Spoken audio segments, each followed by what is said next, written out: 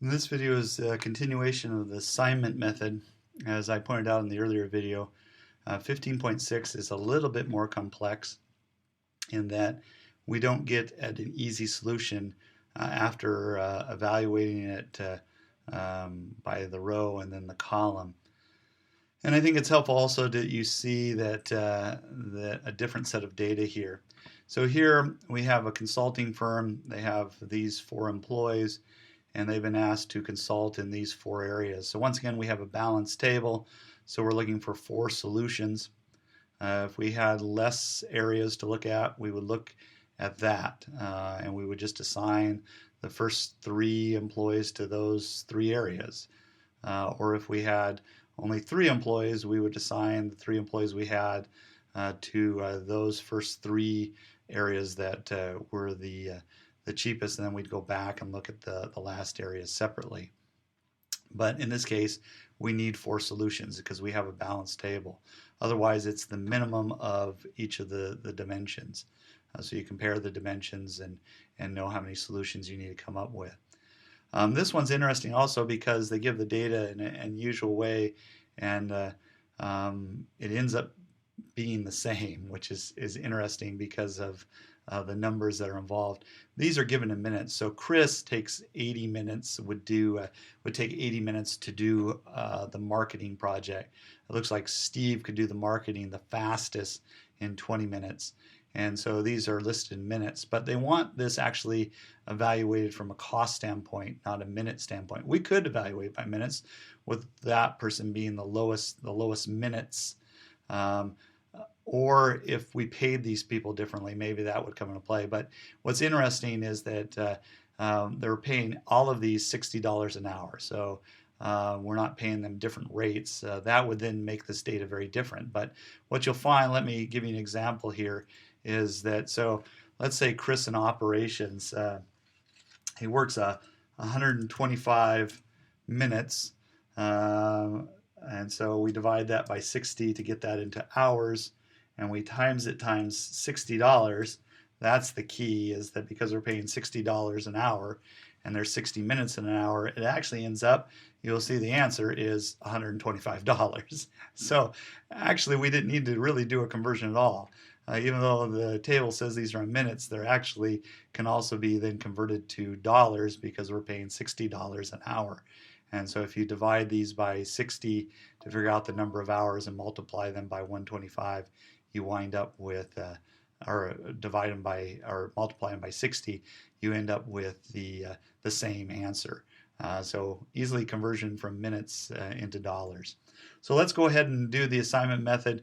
Just like I showed you in the earlier video, we're going to do it. First of all, we're going to look at Chris and look at what the cheapest option is compared to these 4. So in Chris's case, it is marketing, 80. That becomes a 0.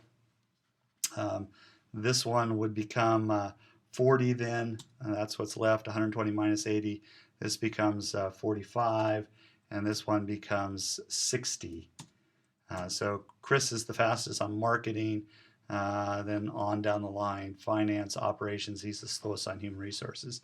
Steve, once again, he's pretty quick on marketing, so he's a 0 there.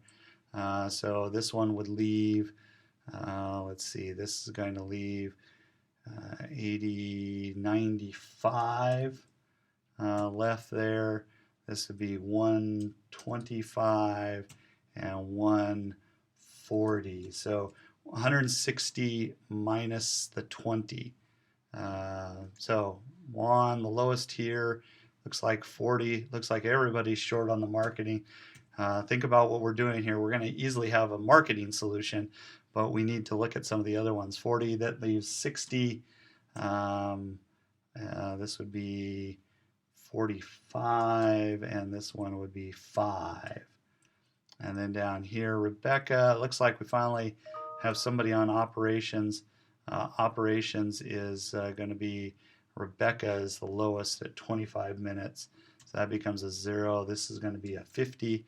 75 minus 25. This would be 10, and this is going to be 40. So now let's go and evaluate it based on the column. Like we said, we definitely have several people who could do marketing. And so this column is not going to change at all. This one, we find that Rebecca is the lowest for finance, so a 10. So this becomes 0. This would become 50. 60 minus 10. This one would become 85, and this one is 30. We go here to operations. That one's not going to change because we have Rebecca at 0 already. And then here we got a 5. So Juan on human resources, this becomes a 0. This one would be a 45, 50 minus 5. This one's a 135, and this one is 55. Now, here's where it gets interesting. Think about what I was talking about, our solutions. If we were to draw lines, remember it's a minimum number of lines. We'd have a line here, because we definitely have a solution for marketing. We have a line here, and we have a line here. So we really only have 3 lines. You can't basically 1, 2, 3, 4, because we don't need 4 lines. We need 1, 2, 3, and that would cover all the zeros. That's the minimum numbers. So we still need a solution. And so what they tell you is look at the ones where you don't have a solution. There's not a line covering it. So I guess we could actually draw the lines. We could draw a line across here and across the bottom here and across there. And we can ignore those. Those are going to stay put. And so let me put it down here what I'm talking about. 0, 0, 40. And then we said there'd be a line here. So we're not going to touch those. And there'll be a line here to cover up that 0. And so what we're left with is these numbers in the middle, these 6 numbers. And so what we do is we have to figure out then what's the lowest, because we really have to decide between Chris, Steve, Juan, and these 2 options. Kind of have to break the tie the way I look at it and really kind of figure this out. So we look at these remaining numbers that we wouldn't have covered, and we look at the lowest here, and the lowest is 30. And so we're going to do finance here. We'll do this. So 30 is the lowest of those remaining numbers. This becomes 15. This one becomes 95. This one is a 15 too. This one is a 20, and this one is a 55. Now go back and draw your lines. So we draw a line here. We could draw a line here again like we did earlier, but here, because we're trying to cover this 0, we actually 1, 2, 3, 4. We can't really draw less than 4 lines to cover all the zeros. And so that means we then do have a solution. And so in this case, the solution would be then we want to probably assign Chris to finance, because it looks like Steve can only be assigned to marketing. So even though Chris could do marketing and finance, we're going to assign Chris to finance. We'll assign Steve to marketing. Here we got a couple of different options, but we already assigned Steve to marketing. That was the only one. So we're going to have to put Juan over here on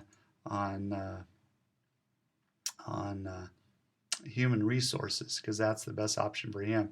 And then Rebecca, we already gave Chris finance, so Rebecca has got to end up on operations. And so that's the idea. We actually had 4 solutions here finally, but we had to do that extra step that we didn't have to do in the earlier one. Now to calculate the cost out again, you go back to the original model.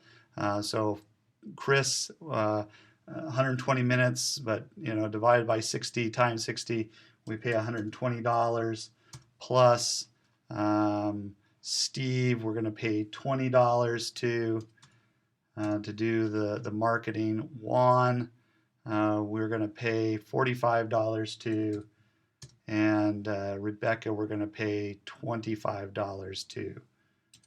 And therefore we wind up with a total cost of $210. And that is the best solution. That is the one that minimizes the cost. And so that is the assignment method.